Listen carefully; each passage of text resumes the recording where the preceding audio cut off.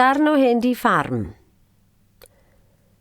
Ro'n i fanna yn ffair Langadog Pedwarnod, meddai John Jenkins rhyw dro arall.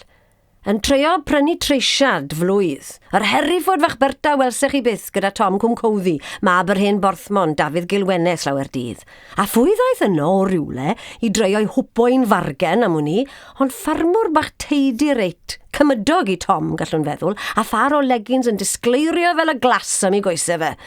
Ro'n i'n gweld rhywbeth yn debyg yn dyfeu rhywun ro'n i wedi weld rhywle o'r blaen ac yn ffeili'n lan a galw hwnnw i gof. Erbyn siarad ymhellach a rowndo tipyn yn ôl a blaen, pwy chi'n feddwl oedd e? Wel, wyr i tomati ar fere slawer dydd fod yn was gyda'r hen Ifan Dafis yn Esgerwen.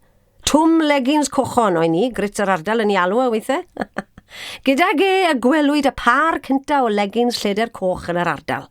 Ond hyn ro'n i'n mynd i weid, eiliau a thrwynau rwy wedi sylwi sy'n dilyn tylwydd fynycha, ond weithiau, fe gewch bar o legins hefyd. John Jenkins, rydych chi'n siompol heno do, meddai mam, gan fynd ymlaen yn ofalus ei chwer o sanau. O, gyda llaw, ddelswch chi am y dreisiad? Gofynnau'n had.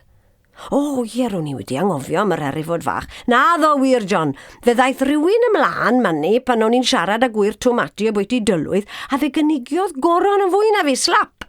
Fe dywais i'r dreisiad fach fynd, i bod i'n llawn gwerth yr arian, cofiwch. Rhyngom ni'n tri fan hyn nawr te, ro'n i'n eitha balch i gweld i'n mynd. Watodd arna i ddim o'i heisiau o gwbl, ond jyst ym mod i'n abod yr hen dom yn dda ar iod a'i dad yn well na hynny, a do'n i ddim yn leico mynd heibo rwffodd, heb gynnig rhywbeth, fel math o siwd i chi heddi yma. Ond fe ddylias i ddim mwyn ar ffwrn wal yma mi ffyrnu.